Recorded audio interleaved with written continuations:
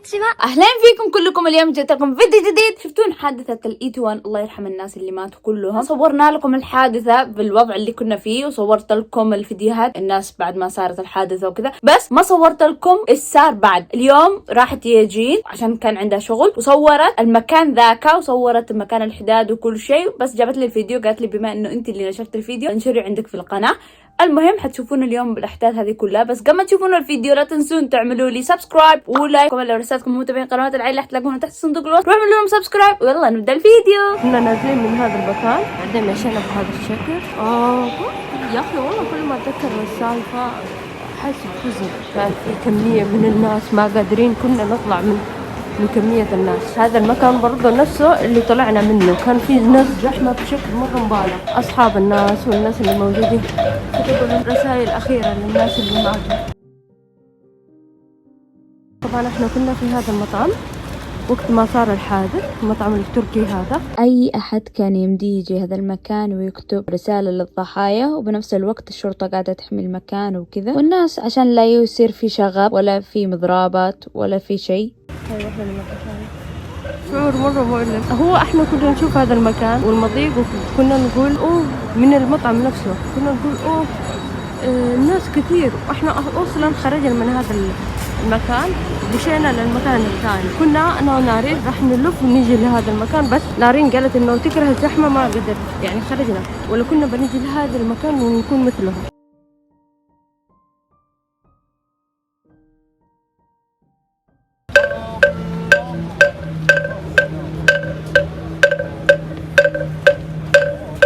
صديقتي الروسية ماتت هنا.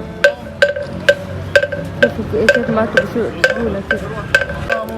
وهذه هي الورد والأشياء اللي يجيبون الكوريين، من ضمنها الأكل زي ما انتم شايفين، عشان في اعتقاد الكوريين إنه الأرواح لازم تاكل، اعتقادهم إن هذه الأرواح محتاجة تاكل حلويات ومحتاجة تاكل فواكه وتشرب زي الإنسان العادي.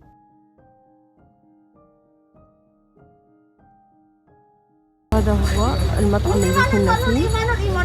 في الوقت نفسه اللي ماتوا ناس احنا ما كنا عارفين شيء، كنا قاعدين ناكل مو عارفين ايش صار للناس وكذا. في ناس كانوا وقتها ميتين في الزحمه ما يسمع صوتهم وكذا. كنا في هذا المكان قاعدين ناكل، كان في هناك الناس واحنا كنا لما شفناهم من المطعم قلنا اوه الناس مره كثير بس كذا وكذا. بعدين شوف المكان اصلا ضيق، يعني المكان مستحيل احد هذيك المجموعة من الناس يمشوا عليه، مرة ضيق. هذه هي سيارات الشرطة. أنا ما أدري ليش عيني دمعت فجأة، لأنه شعور مرة مؤلم إنه لما واحد يموت بلحظة بثانية، ما شعور محزن كذا كئيب كذا يألمك. تشوفون المكان كله شارع، يعني أي أحد يمشي في أماكن غير ولا كذا، في المكان هو شارع يمشوا الناس، يعني في اللي متنكرين وفي ناس عاديين يمشوا حال نفسهم. احنا في وقتها كنا نمشي في هذا المكان، دخلنا لما رحنا نلتقي صديقتنا كان في الكوفي شوب. هذا الرايق الكسول اسمه هذا. شوفوا حاط لك ايش. نفس الشيء. هذا المكان زمان اضيق يعني، بعدين كان في ازدحام بس كان في ترتيب، يعني كان في ترتيب اكثر من داخل المكان. كنا نمشي بهذا المكان. تتذكرون ان احنا كنا في هذا المكان، طلعنا من هذا الدرج رحنا الكوفي شوب اللي فوق. كان الرعب تحول لرعب حقيقة. لما كنا نمشي أنا ونارين كنا نصور مع الناس، جيت لهنا أنا ونارين وكنت أقول لها يلا نمشي لهناك، كنت تقول لي لا مزدحم في هذا المكان، ومشينا لنص لهذا المكان. الحين سوف ندخل بالزحمة، سوف نغرق بالزحمة. او ماي جاد، شيت. نارين كلهم خايفين منك انت. انت قاعدة شايفين جمال طبيعي. ياب جمال طبيعي. والله سابوا سرقة البنك وتعال. أنا كنت اللي أطلب منها إنه أبغى أمشي لهذا المكان، فتقول لي لا الدنيا زحمة، فرجعنا. لو كانت نارين ما قالت لي هذا الشيء كنا بنصير من الضحايا الصراحة، لأنه إحنا وصلنا لهذا المكان تقريبا كنا هنا. كنت مصرة إنه إحنا نمشي، بس نارين صرت إنه نرجع. كلها مقفلة ما في أحد يشتغل عليها حاليا بسبب الحداد، والحمامات نزلت هنا. مرة محزن، أحس كذا كآب الجو كذا حزين، وكان الرعب تحول لرعب. سبحان الله، يعني لولا نارين كنت أنا ونارين من الضحايا. احنا عادة ما ندخل هذا المكان، الأماكن الضيقة، حتى لما نجي كل مرة ما ندخلها. بس كان صديقتنا منتظرتنا فوق في الكوفي شوب. هنا أخذنا صور مع الأمريكان. شفت الموضة، هاي موضة. اوه ما لا هذه هو شكله هو. واو شكرا. نظارات الضوئي. او ماي جاد. أين أنت يا بيكاسا؟ هربت من تلفزيون. هذا سابو جو جيم جا هنا يرقص. واو تجمعوا كلهم ماريو سوبر ماريو، مش أصحاب بس تجمعوا كلهم. واو اللي جانا فيه الحمد لله نحن مشينا بسرعة وما دخلت. بدأت أنا صغيرة بندعس وتشوه دراما حقت إيتون كلاسز. بسبب هذا المسلسل زادوا كثير لأن هذا المكان اشتهر، وهذا هو المطعم اللي كانوا يمثلوا فيه. كان فيه شوية رجال قاعد يكلمني ويحاول يتحركش فيني ويقول لي تعالي ناكل. لما صورته أهرب ودي راقبني من بعيد سيف. والله أنا خفت. الحمد لله صورته في الانستغرام. الرجال لما كان يكلمني قلت له إن إحنا جينا هنا.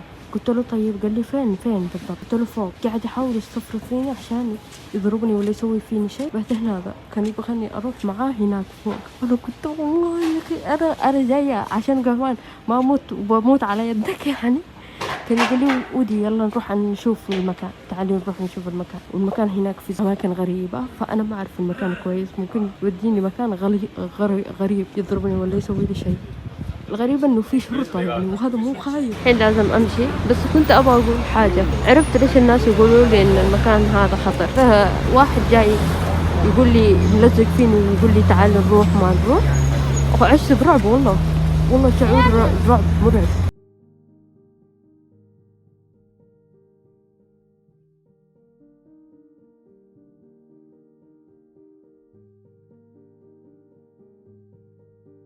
في هذا الشارع كان في احتفال تجمع من كل العالم في نفس هذا الشارع في نفس هذا المكان. المطابخ العالم كامل. على فكرة أنا صورت فيديو إن شاء الله راح أنزلها لكم في اليوتيوب. هذا المكان أصلا خاص بالتجمع، فأي حفلات مناسبات دائما يصير هنا التجمعات. وكان برضو في ذاك اليوم مزدحم بعد نفس الشيء، بس اللهم أنه كان مرتب منظم. هذه المرة ما كان في ترتيب، عشان كذا صار هذه الحادثة. يعني هذه الحادثة اللي صارت في الهالوين في الإيتوان من جد من أصعب الحوادث اللي أنا شفتها في حياتي في كوريا. يعني من جد مرة صعبة. أحس الله يرحم البقية يكون في عون أهلهم. مرة صعب. تخيلوا الحين بيصير بهذاك التاريخ حادثة، خلاص كوريا كلها بتعمل حداد على ذاك اليوم، ونفس الوقت أهلهم حيكون عليهم صعب. مرة الفكرة يعني من جد أنا مرة متضايقة وزعلانة عليهم. زي ما أقول لكم بالنهاية مينا سان ما داني.